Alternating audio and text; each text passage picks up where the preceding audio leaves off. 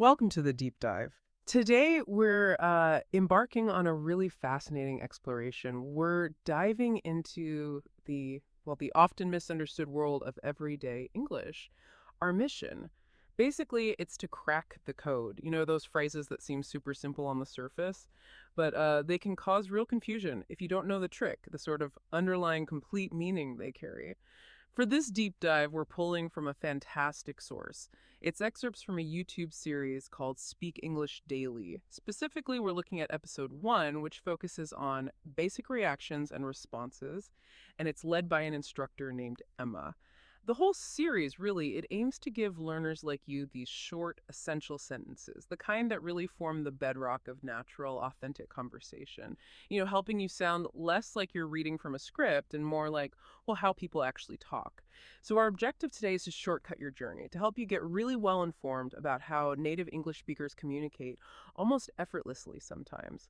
We want to help you navigate those potentially awkward moments and just feel more confident expressing yourself clearly with that natural rhythm. It's about grasping not just the words, but the intent behind them, right? Yeah, exactly.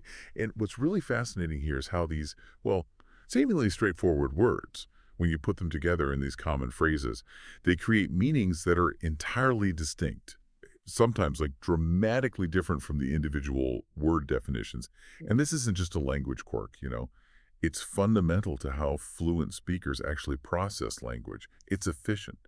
So this deep dive, it's going to illuminate not just what these phrases mean in context, but more importantly, why they function as these complete, indivisible units. It provides a critical shortcut, really, to authentic communication, to that fluency. It's about understanding the whole thing, not just the pieces, and internalizing them so you can use them naturally, at a clear, comfortable pace. Okay, let's unpack this a bit then. Have you ever been in that situation? It's incredibly frustrating, where you know every single word in a sentence, like you could define each one, but then a native speaker says the whole phrase, and you still have absolutely no idea what it really means in that specific Oh, context. definitely. It happens all the time. It's such a common experience, isn't it? And it's precisely this core problem, this gap between just translating words and true understanding that our source really digs into. Think about these classic examples that Emma highlights in the material. They really show how tricky this can be. Someone says, "That's lit." Right. And if you translate that word by word, your mind just jumps to fire, doesn't it? Yeah, actually. Like something's burning. But the actual complete meaning is, that's amazing, or that's exciting, totally different. Or, okay, someone says, I'm down. Hmm. And if you're just translating words, you might think they're feeling sad, or maybe they're physically lower down. Right, literally down. Yeah, but Yeah. the actual meaning is, I agree, or I'm willing to do that. And then there's the classic, my bad. Ah, If you try to yes. translate my and bad word by word, it just makes no sense logically in English. None at all. But as that complete unit, its meaning is clear. It's my fault. Or I made a mistake. Hmm. These really are perfect illustrations of that challenge, that sort of hidden layer of meaning. And our source gives us two really compelling anecdotes. Little stories that perfectly illustrate this common mistake learners make. It's very relatable. First, there's Lisa's story. Okay. So her English-speaking friend just casually asks her, "Want to grab lunch?" Mm-hmm. Very standard phrase. Totally. But Lisa, she's, diligently translating grab literally, as in to take with hands. And Hmm. she's processing each word separately, right? So she replies very directly, "I will take lunch with my Oh, hands." dear. Oh, wow. Yeah. The result, well, her friend and others just burst out laughing. I bet. And Lisa was understandably really embarrassed. She'd completely missed the idiomatic meaning. Right. That hidden code, like you said, grab lunch just means go eat together. It's a unit. Exactly. It's not about hands at all. Then we have David's story. Okay, David. His coworker says to him, pretty normally at the end of the day, let's call it a day. Yep. Another very common one means let's stop working. Right. But David, he's applying that same word-by-word translation method. He thinks, call what? Call who? Call the day. Literal interpretation. Exactly. So this internal confusion leads him to ask out loud, who should I call? No. Which again just leads to widespread confusion from his colleagues Understandable. because he's completely missed that complete unified meaning of the phrase, call it a day. These stories really highlight the practical, real-world problems that come from this translation habit. And this really raises that important question, right? It Yeah. goes right to the heart of the issue. Why do these misunderstandings happen so often? Well, it's precisely because, as the source points out so clearly, Lisa and David tried to translate word by word. Mm-hmm. This is presented really as the biggest mistake English learners make, a fundamental roadblock to sounding natural, to achieving fluency. We just have to understand that these aren't just collections of individual words that you can, like, parse independently. They are complete, indivisible expressions. Their meaning is baked into the whole unit. You can't get it by just adding up the definitions of the parts. And, this isn't just some linguistic trick. It's actually how our brains process language for efficiency. Oh, interesting. Yeah. Learning these phrases as single chunks, it actually reduces the cognitive load. It allows for quicker, more natural responses. It is much like how a native speaker's brain just automatically retrieves these prepackaged meanings. Like a shortcut. Exactly. Yeah. So this approach, learning the whole unit, it encourages critical thinking beyond that surface-level translation. It pushes learners to understand the embedded cultural meaning, the context, and ultimately it allows you to use them naturally at that normal, clear pace we're talking about. That makes so much sense. It really is like our brains are looking for those shortcuts, and these phrases are the shortcuts already built for us. So here's where it really shifts our perspective on learning natural English, I think. The secret, maybe, that traditional textbooks often don't explicitly tell you, or maybe they just don't emphasize it enough, is this. You simply cannot translate these phrases word by word. Cannot. Full stop. You cannot break them apart. You absolutely must learn them as complete sentences, as whole, indivisible units of meaning. This is so critical for authentic, natural-sounding communications. Like, think about it like memorizing your phone number. When you tell someone your number, you don't think about each individual digit separately, do you? No, never. You don't go 902, then pause, 555, and pause again. No, it's just a flow. Exactly. You learn it as one whole continuous unit, a string of numbers that just represents one single piece of information. The same exact principle applies here with these phrases. They aren't optional extras, or some kind of advanced vocabulary for later. They are absolutely required for real, natural English conversation. Without them, your speech will probably always sound a little bit stilted, a bit unnatural, no matter how big your vocabulary is. Right. And this highlights that fundamental difference between just acquiring literal vocabulary words and actually mastering idiomatic language. So grab lunch doesn't literally mean use your hands to take food. We established that. It means go eat together. Similarly, call it a day. It's not about making a phone call to the concept of day. Right. It means stop working. We're finished for now. So this approach, learning the whole unit, it encourages that critical thinking beyond the surface level, beyond direct translation. It pushes learners to understand the embedded cultural meaning, the context. Yeah. It's about moving from just analyzing the components to actually recognizing and using these complete, meaningful chunks of language.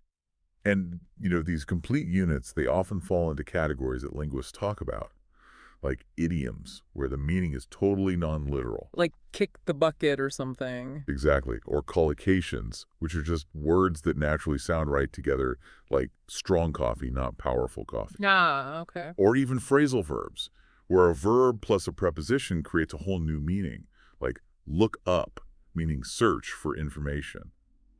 Recognizing these categories can sort of help solidify why they have to be learned as a whole unit. Yeah. And the source, it explicitly states the golden rule for getting past this challenge. Okay, the golden rule. What is it? Simple. Do not translate word by word. Instead, learn each phrase as one complete unit. Okay, one unit. One unit. And the teaching method outlined in the source really emphasizes this. For each phrase, Emma explains the meaning of the whole phrase, not the individual words. And crucially, it advises practicing them together. copying the voice, the rhythm, the confidence of a native speaker. Often, as the source mentions, at a normal-paced, slow, and clear speed initially. Okay, that makes sense. Slow and clear to start. Yes. This deliberate, holistic practice is really crucial for internalization. It allows these phrases to become second nature, ready for you to use spontaneously without thinking. So what does this all mean for you listening right now? You've heard the problem, you understand the secret, the golden rule, and now we've got this treasure trove for you. 46 essential short sentences, the kind that native English speakers use every single day, often without even realizing it. These are the complete units that will absolutely transform your English conversations, making you sound more natural, more confident. Let's dive in. Okay, these first 10 phrases, they're absolutely perfect for reacting to situations with immediate feeling, with impact. Whether you're thrilled about something or disappointed or just totally surprised, they add that burst of authentic emotion to your responses. First up, number 1. That's awesome. Absolutely. This is such a staple of everyday English. It conveys strong, positive emotion.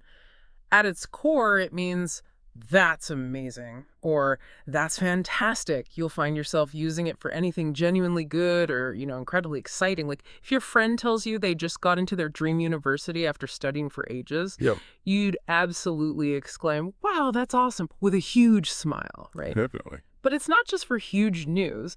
Imagine a colleague shows you a really clever little shortcut they found for some spreadsheet task. Mm-hmm. You might respond, "Oh, that's awesome. That'll save me so much time." It signals genuine approval, appreciation, excitement across a whole range of positive situations, from big wins to small, helpful tips. Okay, moving on. If you're feeling the complete opposite, you'll need number 2. That sucks. Yeah. The flip side. Exactly. Yeah. This is a very common, quite casual way to express disappointment or frustration. It basically means, that's terrible, or that's really disappointing. You use it for bad situations or things that are genuinely annoying. For instance, if your friend tells you their flight got canceled because of bad weather, Oh, you'd respond with genuine sympathy, right? "Oh, that sucks. I'm so sorry to hear that." yeah, absolutely. Or even smaller things. If your favorite coffee shop suddenly runs out of your usual pastry, you might just sigh and say, "Oh, that sucks. I was really looking forward to that." It's direct, yeah, but it's generally understood as expressing genuine negative feeling, not being harsh. All right, next up, for those moments of just sheer disbelief, we have number 3, no way. Love this one. It's great, isn't it? For expressing absolute disbelief or intense surprise, it means, "I can't believe it," or "That's impossible." But in a really conversational, often excited way. Imagine your friend tells you they just won, like a small local lottery prize. Right. You'd probably exclaim, "No way. Seriously, that's incredible." Total surprise. Or if someone describes some incredibly unlikely, fortunate thing that happened to them, you might just shake your head and say, "No way, that's too good to be true." Then there's number 4. Are you serious? Oh. Hmm. This phrase directly questions if someone is actually telling the truth, or if a situation is really real. It means, are you really being honest? Or is this actually happening? You can use it for genuine surprise or concern or even, a touch of exasperation sometimes. Right. If a friend tells you some unbelievable story about their weekend adventure, you'd probably raise an eyebrow and ask, "Are you serious? That actually happened?" Yeah, checking the facts. Exactly. Or it can show concern, too. If someone shares genuinely bad news, you might ask with a softer tone, "Are you serious? Are you okay?" Oh, okay. Number 5. This is a very common and casual way to admit a small mistake. My bad. Super useful. Totally. It just means it's my fault or I made a mistake. It's a quick, informal way to apologize for a small error or maybe an oversight. Like if you accidentally bump into someone in a crowded hallway, you can just quickly say, "Oh, my bad," as you apologize. Quick and easy. Or if you realize you sent an email to the wrong person, you might say to a colleague, "My bad, I'll resend that right away." Mhm. It's really useful for taking that quick responsibility without a big formal apology. And then, the reassuring number 6, no worries. Very common. Extremely versatile Yeah. and really polite. It means, don't worry about it. Or simply, it's okay. You use it to reassure someone, especially after they apologize for something small or express some concern. So if someone says, sorry, I'm a few minutes late, you can respond warmly, no worries at all, I just got here myself. Yeah, puts them at ease. Exactly. And it's also used just to indicate something isn't a problem. Like, could you help me with this? Yeah, no worries, I can do that for you. Number 7, fair enough. This one's about acceptance. Right. It means that's reasonable, or I accept that point. Hmm. You use it when someone gives a good, understandable explanation or argument, even if you don't totally agree with their conclusion, or maybe it wasn't what you expected. For example, if someone explains why they had to cancel plans because of some unexpected family emergency and it makes perfect sense, Uh-huh. you'd say, okay, fair enough. I completely understand. Right. Acknowledging their reason. Or if you're debating a point, maybe, and your opponent makes a really valid counter argument you hadn't thought of, you might concede with, fair enough. I hadn't considered that. Okay. Next, number 8. Good point. Wes? Simple but effective. Very. It means that's a smart observation, or you're right about that. You use it to acknowledge someone's insightful idea, or good argument, or maybe a helpful clarification they made. If your colleague suggests a really efficient way to streamline some process you hadn't thought of, Yeah. you'd say, good point. That actually solves our problem nicely. It's just a quick way to show you're listening and you value their input. Number 9. This one's powerful, I think, for empathy. I hear you. Yes, very much about connection. It means I understand what you're saying, but more than that, it's like I get your feelings. It really shows true empathy and comprehension. Not just that you physically heard the sounds, but that you grasp the emotional weight or the underlying message. Deeper than just listening. Exactly. If a friend is venting about their frustrations with a really difficult situation at work, say, you'd listen patiently, nod, and then maybe say gently, I hear you. That sounds really tough to deal with. It validates their experience, lets them know they're genuinely understood. And finally, for this section, number 10. Tell me about it. Oh, the classic non-literal one. Absolutely. This is one of those perfect examples of a complete unit that you absolutely cannot translate word by word. Right, you're not asking for details. Not at all. It means, I completely agree, or I know exactly what you mean. You don't actually want them to literally explain anything more to you. It's purely a phrase of strong, shared understanding. Often it's about shared frustration or a shared experience. Like complaining about bad weather or something. Exactly. If someone says, wow, this traffic is absolutely awful today, you'd respond with a sigh and maybe a head shake, ugh, tell me about it. Meaning, you totally get it, you agree, you're probably stuck in it too. So notice how all these expressions, when you learn them as these complete units, they allow for a much richer, more immediate emotional response than just individual words ever could. Yeah, definitely. That phrase, I hear you, for example, it conveys a depth of understanding, of empathy, that goes way beyond just saying, I listen to your words. Mastering these phrases really allows for a more authentic connection and conversation, delivered with that natural rhythm and pace. Okay, now let's explore a set of phrases that help you express different levels of agreement, or partial agreement, or even, polite disagreement.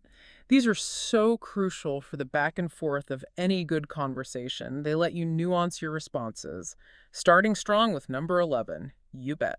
Enthusiastic agreement. Totally. It means absolutely or definitely yes. It shows really enthusiastic agreement, a real yes, often with a hint of certainty or maybe enthusiasm about helping someone out.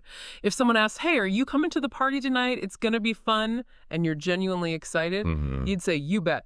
Wouldn't miss it for the world. Nice. It can also be used as a response to thanks sometimes, like, thanks so much for your help, you bet, meaning you're welcome or no problem. All right, number 12 offers a way to disagree politely. Not really. A gentle no. Kinda, yeah. It means no, not exactly, or actually no.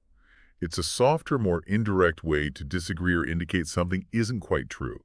It avoids being too abrupt or confrontational. So if someone asks, are you a morning person? You seem so energetic, and you are definitely not a morning person. Like me. Huh. You'd say, not really. I need at least 2 cups of coffee before I can even function. Yep. Or if asked, are you still working on that big project? Hmm. And you've actually finished it, you might say, not really. That wrapped up last week. Then there's number 13, kind of. The middle ground. Exactly. It means sort of or a little bit. Mhm. It shows partial agreement or maybe a degree of uncertainty or that something is true only partly. If someone asks, are you tired after that really long flight? And you're only slightly weary and not exhausted, Mhm. you might respond, kind of. I could use a quick nap, but I'm okay overall. Makes sense. Or if asked if you like a certain type of music, maybe some genres but not others, kind of. I like some of their songs, but not all of them. And very similar, number 14 is Sort of. also Almost interchangeable. pretty much, yeah.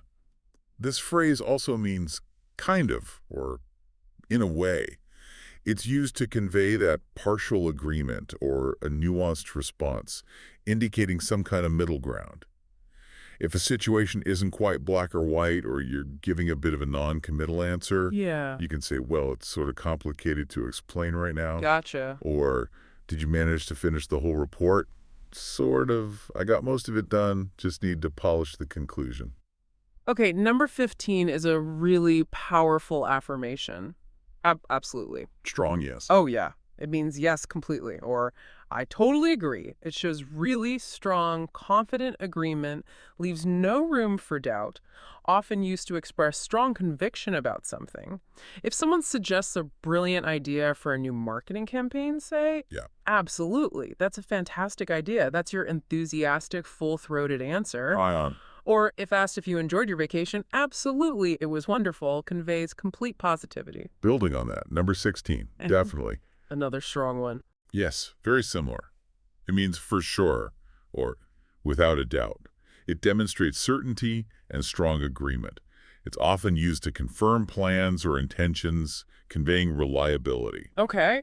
Are you going to be at the meeting tomorrow morning? Definitely. I'll be there right on time. Good. It can also be used just to confirm a strong opinion. That new Italian restaurant down the street is definitely worth trying. All right. Number 17 expresses doubt. I doubt it. Skepticism. Exactly. It means, I don't think so, or that's probably not true. It conveys skepticism or a belief that something is unlikely to happen or maybe isn't accurate. If a friend tells you some wild, improbable story about winning a massive prize that just sounds too good to be true, you might say, maybe gently, I doubt it. That seems pretty unlikely, doesn't it? Right. Questioning it. Or if someone suggests it'll stop raining soon, but the clouds look really dark and heavy, I doubt it. Looks like this rain is here to stay for a while. Number 18 offers hope. I hope so. Wishing for something. Precisely. This phrase expresses a wish for something to be true or for something to happen, often when there's some uncertainty involved. Yeah. You really want it to happen, but you're not entirely sure if it actually will. Like crossing your fingers. Exactly. Will the weather be good for our picnic tomorrow? Whew. Well, I hope so. Yeah. We really need some sunshine after all this rain. It conveys that blend of desire and uncertainty. Number 19 is about belief, but with maybe slight uncertainty. I think so. Not 100% sure. Right. It means I believe that's correct, but you're not completely certain, or maybe you don't have definitive proof right in front of you. It's a very common way to give an educated guess or maybe a soft confirmation. Is the meeting scheduled for 10 a.m. tomorrow? I think so. Let me double check. Yep. Yeah, I think so. That's what was in the calendar invite. It indicates a reasonable assumption, but leaves that little bit of room for error. And completing this section on agreement, number 20. Sounds good. Hmm? Very useful, very common. Yeah, extremely. It means, that's a good plan, or I agree with that idea. It's perfect for accepting suggestions or confirming arrangements. Very versatile, very positive. It implies agreement and readiness to proceed. Like making plans. Exactly. How about we meet at 7 p.m. for dinner tonight? Sounds good. I'll make a reservation. Perfect. Or if someone offers a solution to a problem, yes, that sounds good to me. Let's go with that plan. So you see, the range here is really quite broad, isn't it? From that strong affirmation of, Absolutely. Down to the nuanced uncertainty of kind of or I think so. Yeah, lots of shades of meaning. Exactly. And understanding these distinctions is really key to connecting with others' perspectives accurately and also conveying your own view with precision. And again, the source emphasizes practicing these slowly and clearly, Mhm. to really internalize their specific levels of agreement. Right. So you say what you actually mean. Precisely. Ensuring that when you use them, you convey the exact sentiment you intend with that natural, clear delivery. Okay. These next phrases are incredibly useful. They help you express how you're feeling or what you think about something or just your status in different situations. They add personality and that natural flow to your conversations, helping you move beyond just simple one-word answers. They allow for more expressive responses. Kicking off with number 21. Works for me. Shows flexibility. Exactly. It means that's fine with me, or I'm okay with that plan. It shows flexibility and acceptance of whatever suggestion or arrangement is on the table, indicates it suits your preferences or schedule. If someone suggests a time to meet, say, let's meet at 3 p.m., and it fits your schedule perfectly, Mm-hmm. you just say, nice and easy, yep, works for me. It's a really casual and accommodating response. Number 22. I'm good. Ah, the tricky one. It is deceptively simple, isn't it? Very context dependent. It can mean I'm fine, just as a general state of being. Or, very commonly, it means I don't need anything when you're offered something. Right, like declining politely. Exactly. If a waiter asks if you need more water and your glass is still full, you can politely say, oh, I'm good, thank you. Okay. Or if a friend asks casually, how are you doing? You might just say, I'm good, implying a sort of neutral to positive state, often used to politely decline an offer without a long explanation. Very similar, but maybe slightly different. Number 23. I'm fine. The standard reply. Totally. This is a classic, universally understood response. It means, I'm okay or everything is all right. It's a really standard, polite response to, how are you? Especially when you want to convey a generally positive or neutral state, maybe without going into lots of detail. Right. How are you doing today? I'm fine, thanks for asking. How about you? Okay, number 24. Not bad. This one's interesting. It is, because it also means I'm okay or everything is all right. But interestingly, despite having the word bad in it, Yeah. it's often actually more positive than it sounds. It can imply things are going quite well, maybe even better than expected, or at least acceptably good. Huh. So it's not actually negative. Often not, no. How's your day going so far? Not bad. Just got some good news, actually. It suggests a subtly positive or at least satisfactory condition. All right, for those times when things aren't great, number 25. Could be better. Diplomatic negativity. Huh. Yeah, that's a good way to put it. It means it's not great, or there's definitely room for improvement. It's a diplomatic and kind of understated way to say something isn't good without being overtly negative or complaining too much. Mm-hmm. How was your presentation? Ugh, could be better. I think I stumbled over a few points. It signals a less than ideal situation quite politely. Number 26 helps you describe the unusual or unexpected. That's weird. When something's odd. Exactly. It means that's strange or that's unusual. You use it for unexpected, odd, or peculiar situations to make you sort of pause and think, huh. If you hear a strange noise late at night, you might whisper to someone, "Do you hear that? That's weird." Yeah. Or someone tells a very unusual anecdote, something bizarre. Wow, that's weird. I've never heard anything like that before. Okay, number 27 is a versatile positive. That's cool. Casual approval. Yeah. It means that's interesting or that's nice. It shows approval, maybe mild excitement, or just general positive reception about something. Hey, I finally learned how to juggle 3 balls. Nice. Oh, that's cool. Can you show me sometime? It's a casual and often kind of understated way to express admiration or enthusiasm. Then there's number 28. That's funny. Amusing, right? Exactly. It means that's amusing or that makes me smile. Yeah. It's important to note, like you said, it doesn't necessarily mean laugh out loud, hilarious. Right, not always rolling on the floor laughing. No, just that it's entertaining or mildly amusing or maybe clever, If someone tells a witty joke or describes a comical situation they saw, Yeah. you'd likely say, huh, that's funny, often with just a slight chuckle or a smile. Number 29 is for the extreme stuff. That's crazy. Unbelievable. Totally. It means that's unbelievable or that's wild. It shows surprise, maybe shock, or just astonishment at something really extreme or chaotic or utterly astonishing. Can be good or bad. I just won the lottery for $1,000. Wow. That's crazy. Congratulations. Or if you're discussing some chaotic news event, the traffic jam was so bad it took me 2 hours to go 5 miles. That's crazy. And finally, number 30. That's perfect. Complete satisfaction. Exactly. It means that's exactly right. Or that couldn't possibly be better. It shows complete satisfaction and approval for something, indicates it meets all the requirements, or it's just ideally suited.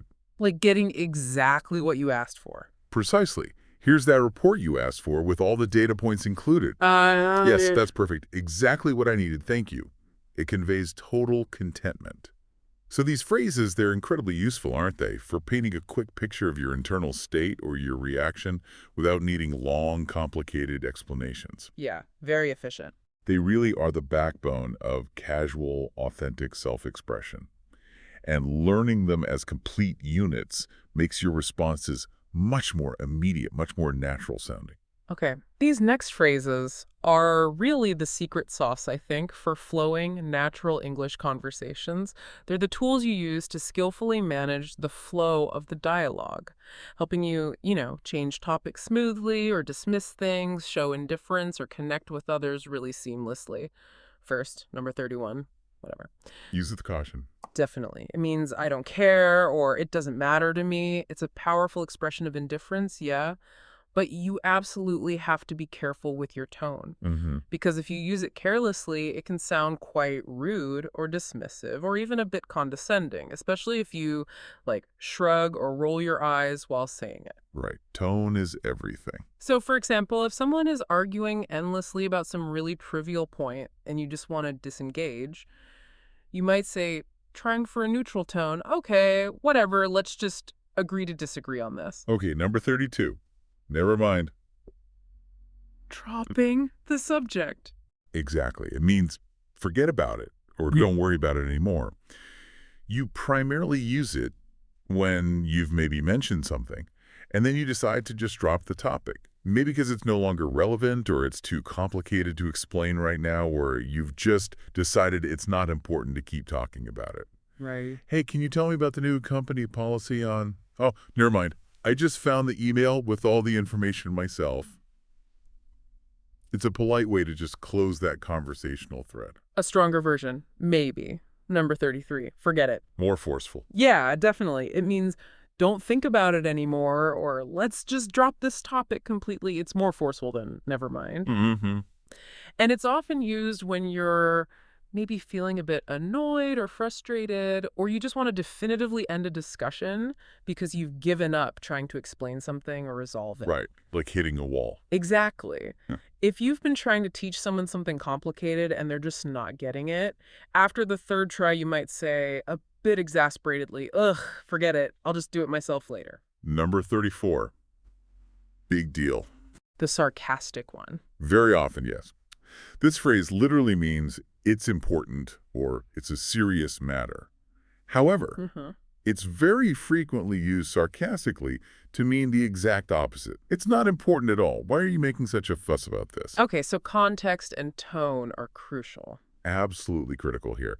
If someone is complaining endlessly about some tiny, insignificant problem, like they misplaced their favorite pen, Yeah.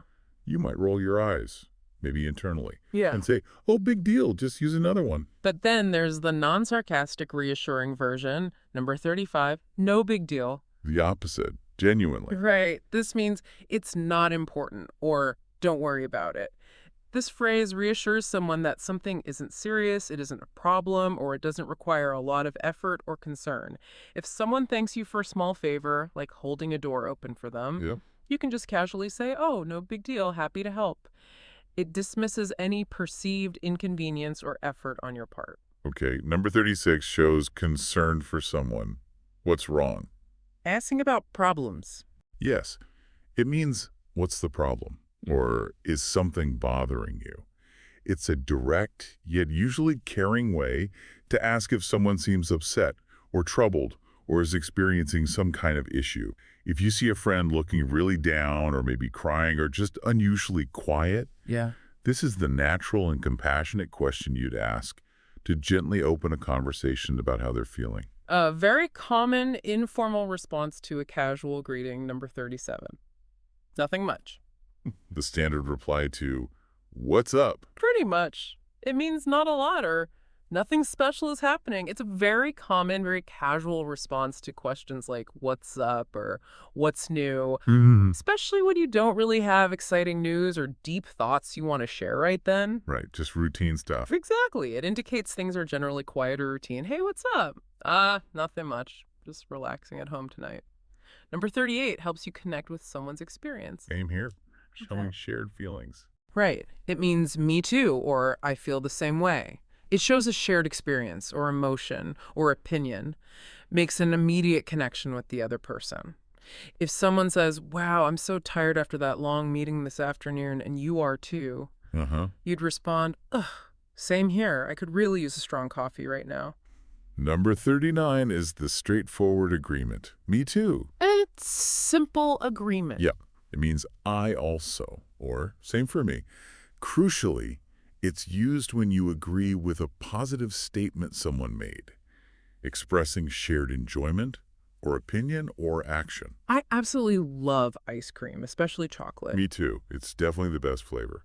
And its absolutely crucial counterpart, number 40, me neither. The negative agreement. This is important. So important. It means I also don't, or same, but for negative statements. Mm, It's absolutely crucial to use this phrase when you are agreeing with a negative statement someone has made. right. Not me too for negatives. Never. So I don't really like broccoli, it just tastes kind of bland to me. The correct agreement is me neither. I can never really get myself to eat it. Got it. A common point of confusion for learners, that one.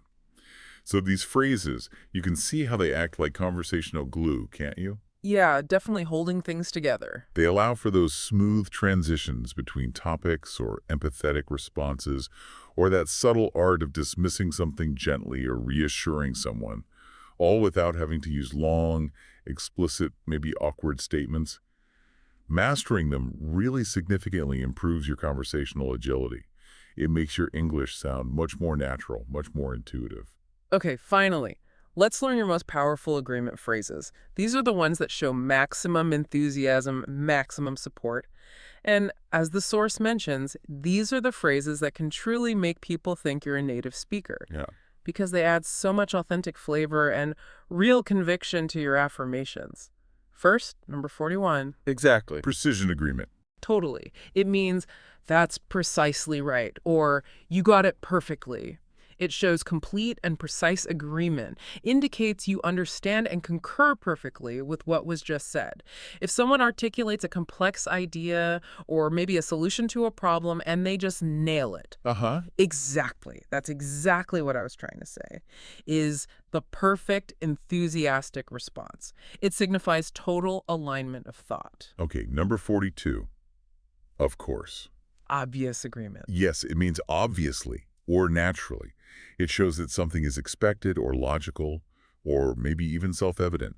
It conveys a sense of certainty and often a little bit of reassurance. If someone asks, you'll be at the important meeting tomorrow morning, right? And your attendance is absolutely a given. Right. You can say with confidence, of course. I wouldn't miss it for anything. It implies the answer is so clear the question barely needed asking. Number 43.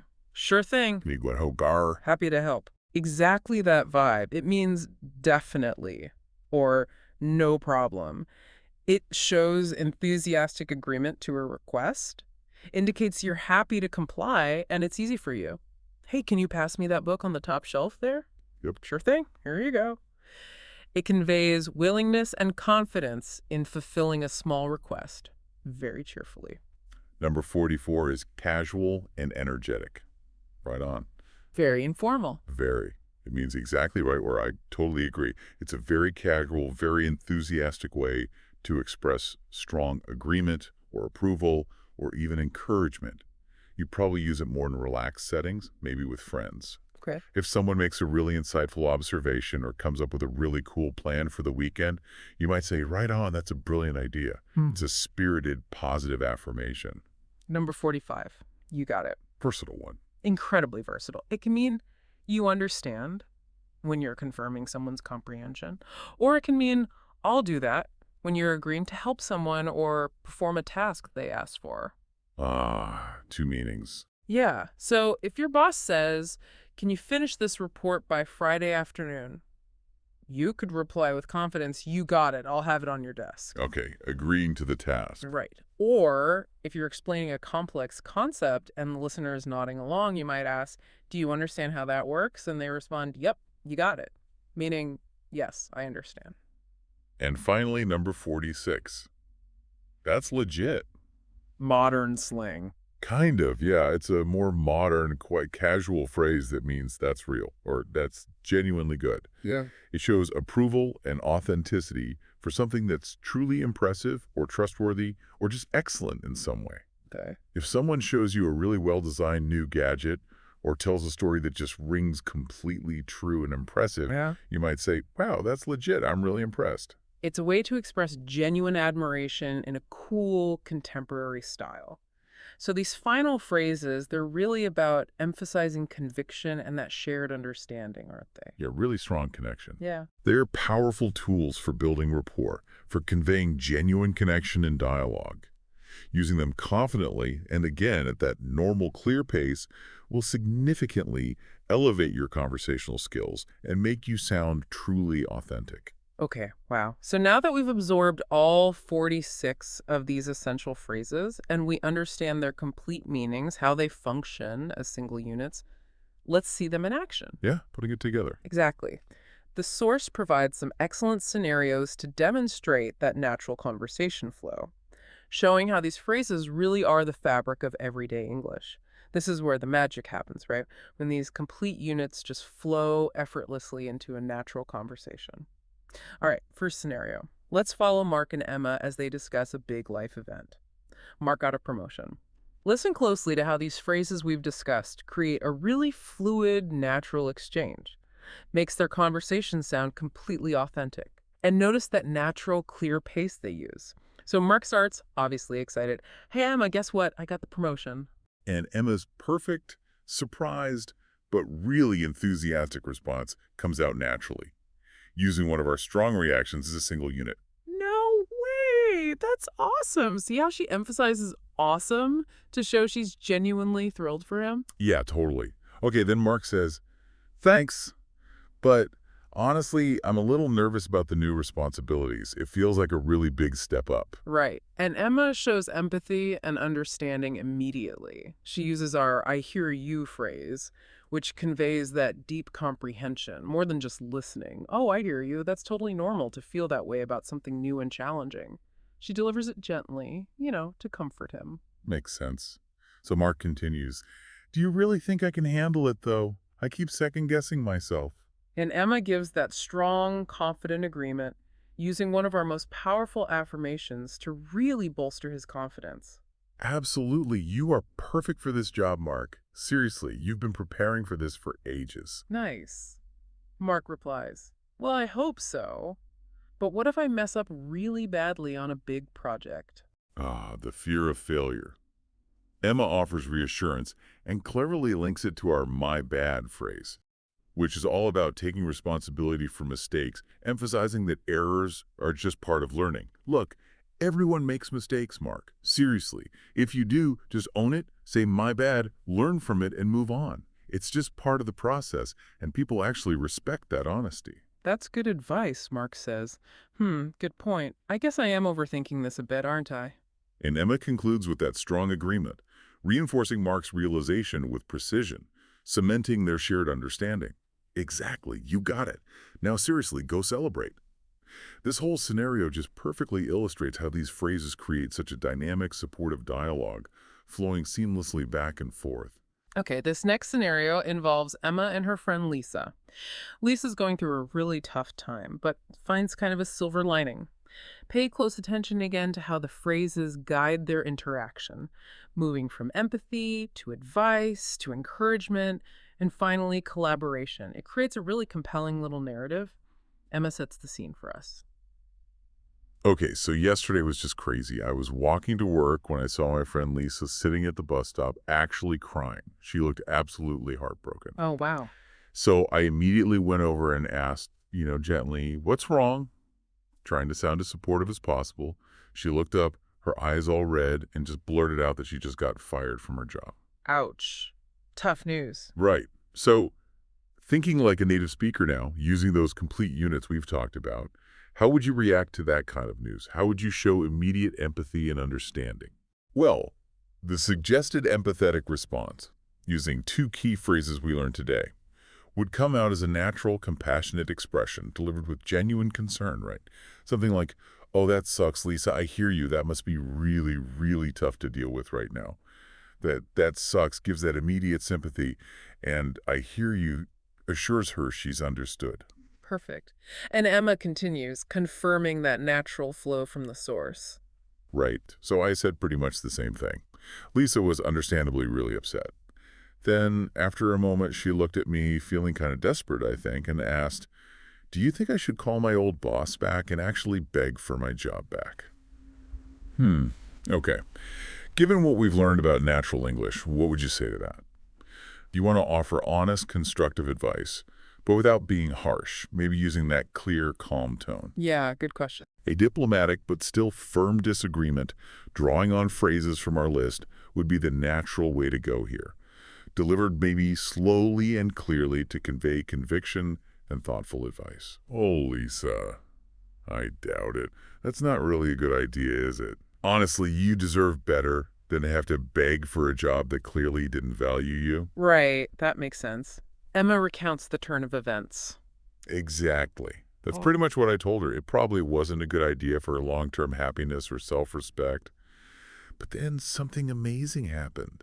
She had this incredible shift in perspective, almost like a light bulb just went off above her head. Ooh. She suddenly sat up straighter and said, "Actually, maybe this is a sign, I've always wanted to start my own little bakery, but I was always too scared to leave my stable job.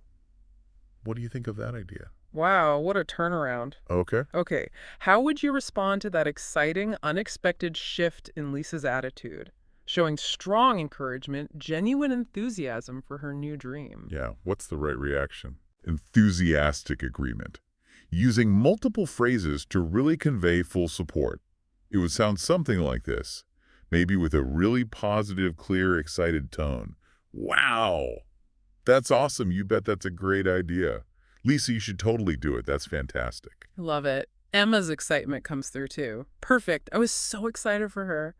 Then, full of this renewed hope and energy, she leaned in and asked me, Would you? Would you help me write a business plan this weekend?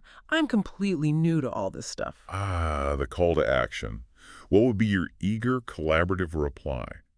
Showing strong agreement and real willingness to help your friend achieve her new dream, expressing it naturally, without hesitation. Yeah, how do you say yes enthusiastically? A native speaker would probably jump right in with cheerful readiness. Yeah. "You bet. Of course I'll help. That sounds good to me. Just tell me what time works. We could totally make this happen." Great. Emma concludes her inspiring story. Great. And that's exactly what I said to her. By the end of our conversation, Lisa went from crying her eyes out to smiling, completely transformed by this new possibility. It just goes to show you, right? Sometimes the absolute worst days can unexpectedly lead to the best opportunities. And a final chorus of strong agreement, acknowledging that undeniable truth in Emma's observation would be delivered with conviction, maybe a sense of shared wisdom. Absolutely. Exactly. That's so true. Good for her for finding that silver lining. Wow. These scenarios, they really powerfully underscore that these phrases aren't just, abstract vocabulary items you memorize in isolation. Right. They're tools. Exactly. They're dynamic tools for connection, for expressing empathy, for navigating all those complex nuances of human interaction. They allow for genuine, flowing dialogue that goes far beyond just conveying basic information. They show that communication isn't just about what you say, but really how you connect with people. Okay, so beyond just knowing what these phrases mean, how you actually say them is equally vital, isn't it? For truly sounding natural and fluent. It's that subtle dance of sounds and rhythm that makes all the difference. And it's a crucial part of learning these things as complete units. Yes, absolutely. And the source critically emphasizes this. These are complete phrases. We shouldn't be breaking them apart, even in our pronunciation. The goal, especially when you're practicing, is that normal-paced, slow, and clear delivery. To properly form these units as wholes, allowing the sounds to blend naturally, just like native speakers do without thinking. So it's not about rushing the speech. Not at all initially. It's about forming the whole phrase cohesively and deliberately clearly until it just becomes automatic and flows naturally at a normal conversational speed. Let's look at some specific pronunciation tips highlighted in the source. These will really help you internalize these phrases correctly and speak them with that confident, clear tempo we're aiming for. First, linking sounds. This is huge. When words combine in these complete phrases, their sounds all can blend together seamlessly. It creates a much smoother flow than if you pronounced each word totally separately. Okay, give us an example. Sure, take "that's awesome." It becomes one continuous unit sounding almost like "that's awesome." That's awesome. Okay. It's not pronounced as separate words. That is awesome. You learn it and say it as a single connected sound chunk, almost like one long word. Mm. Similarly, "you got it" often sounds like "you goat it." You goaded. Yeah, a smooth link sequence where that final T sound in got often blends into the I sound, becoming more like a D, and "me too" flows almost like a single word. Me too. Me too. Right. That final E sound in me often links directly to the T sound in too. This linking is totally automatic for native speakers, and it's absolutely essential for sounding natural and for your speech to flow at that comfortable, clear pace. Another quick one, "I hear you" often sounds like "I hear you," sort of blurring the R and Y sounds together. I hear you. Got it. Okay, next, stress patterns. Native speakers naturally put stress or emphasis on certain parts of these complete phrases. That's what gives them their characteristic rhythm and helps emphasize the main meaning. Okay, like where the punch is. Exactly. For instance, when you say, "that's awesome," the emphasis is often placed firmly on the first word of that complete phrase, "that's S." It makes it stand out, gives the phrase its punch and excitement. Similarly, in "no way," the stress falls heavily on "way," which helps convey that surprise. Makes sense. And for longer words within these phrases, like absolutely and definitely, Right. you need to learn the stress pattern of the entire word, not just individual syllables. Right, the whole rhythm. Exactly. So it's absolutely with the stress on live it, Absolutely. and definitely with the stress on def. Definitely. Okay. Memorizing these whole patterns and practicing them at that normal, clear pace is crucial for correct pronunciation and for conveying the right emotion. Consider the difference in just saying "really" with an upward questioning intonation, Meaning, is that true? right, versus saying "really" with a downward emphatic intonation. Meaning, wow, I agree, that's really something. Exactly. The phrase is the same, but the intonation, the stress, changes the meaning completely. And finally, some common mistakes to avoid. The source highlights these common pitfalls that instantly reveal a learner might still be translating word by word instead of internalizing the complete unit. Okay, what should we watch out for? Well, for example, you should never say "my badly." Right. The complete phrase is always and only "my bad." There's no lie on the end. Adding it immediately makes it sound unnatural. Got it. No, my badly. Also, avoid trying to translate "me neither" word by word. Remember, it's truly one indivisible unit of meaning, used specifically for agreeing with negative statements. Saying "me too" after a negative statement, "I don't like coffee," "me too," is a very, very common error. Okay, me neither, for negatives. And remember that "whatever" is one complete expression, usually with 3 distinct syllables. Yeah. Whatever. Don't stretch it out or break it into more parts, which can sound odd. But And remember that tone. With "whatever," it can easily sound dismissive if you're not careful. So the message throughout all these pronunciation tips is incredibly clear, isn't it? Yeah, learn the whole thing. Exactly. Don't analyze the individual parts when you're speaking. Memorize the whole phrase as a single spoken unit. This careful attention to detail in pronunciation, the linking, the stress, avoiding common errors and delivering it consistently at that normal-paced, slow, and clear tempo, especially when practicing. That's what truly builds fluency and confidence. It allows you to sound like a native speaker and, just as importantly, be understood effortlessly. Okay, so what does this all mean for you as you move forward from here? You've now hopefully mastered 46 essential phrases. Phrases that, when you understand them and use them as complete units, can truly transform your English conversations, taking them from maybe stiff and academic to sounding natural and flowing. But remember, the learning doesn't stop here. This is really just the beginning of truly integrating these into your everyday speech patterns. Our source encourages active engagement to really solidify this knowledge, and we wholeheartedly echo that. So we've got a community challenge for you, our dedicated listener. This isn't just about memorizing lists, it's about making these phrases a natural, usable part of your linguistic toolkit. Mhm. Ready? Okay, challenge one. Think about it. Which of the 46 phrases we discussed today was the most difficult for you to pronounce? Maybe it was getting those linking sounds just right, or nailing the stress pattern, or just getting the rhythm of the whole thing as one complete unit. Identify it. Maybe share it. Let's work on conquering it together. Practice saying it slowly and clearly, just like we discussed, until it feels comfortable. Challenge two. Get creative. Try to create a short, realistic conversation using at least 5 phrases from today's deep dive. Imagine a scenario from your daily life. Maybe you're ordering coffee, or chatting with a coworker about a project, or just having a relaxed conversation with a friend about their weekend. Write it out first, maybe, then practice speaking it aloud. Really focus on that normal, clear pace. Put these phrases into action in a context. Challenge 3. Reflect a bit. Recall a time when you misunderstood an English phrase, just like Lisa and David in those opening stories we shared. What exactly happened? What was the phrase? What did you think it meant? And how did you eventually figure out the real meaning? Sharing those oops moments can be really helpful. Totally.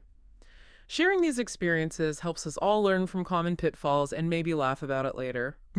And challenge 4. Pick your top 3 favorite phrases from today's deep dive. Which ones resonated most with you? Which ones do you think you'll use the most? And then tell us, or just tell yourself when and where you plan to use them first. Having a concrete plan helps you put this knowledge into immediate practice. Don't just learn them, use them. Yes, absolutely. This kind of active, deliberate practice is essential for true mastery. The more you consciously try to use these phrases in real conversations, whether that's by shadowing native speakers you hear in movies or online, or maybe using spaced repetition flashcards but with the full sentences, not just Oh, words, good idea. or even just keeping a dedicated phrase journal where you note down when you hear or use them, the more natural and automatic they'll become. Don't be afraid to experiment. Don't be afraid to make mistakes or to feel a little awkward at first using a new phrase. Yeah, that's part of it. That's precisely how true improvement happens. That's how you build genuine fluency and confidence. Consistency is key. Even just a few minutes of focused practice each day will yield remarkable results over time. Wow, we've certainly covered a lot today, haven't we? We have indeed. From tricky individual words to these powerful, complete units of communication. Congratulations to everyone listening for diving deep into these 46 essential phrases. You've taken a really significant step towards truly mastering everyday, natural-sounding English. Let's just reiterate one last time the most important lesson from today. The absolute core takeaway. Do not translate word by word. Please don't. Do not break these phrases apart. You absolutely must learn them as complete, indivisible units of meaning and sound. Practice them slowly and clearly as whole expressions until they flow. And if we connect this to the bigger picture for a moment, understanding and using these complete units, it really transcends just mere language acquisition, doesn't it? How so? Well, it's about grasping the underlying cultural and social nuances that are embedded in everyday speech. It's about not just speaking words, but speaking meaning, speaking authentically, which raises, I think, an important question for you, our listener, to ponder. How will your newfound ability to communicate with greater authenticity, greater clarity, perhaps open new doors in your life, both personally and professionally, as you connect more deeply, more meaningfully with native speakers? That's a great thought to end on. Keep practicing these whole phrases, keep improving your rhythm and your confidence, and watch your English transform right before your eyes or ears. Until then, use these phrases confidently and take care, everyone.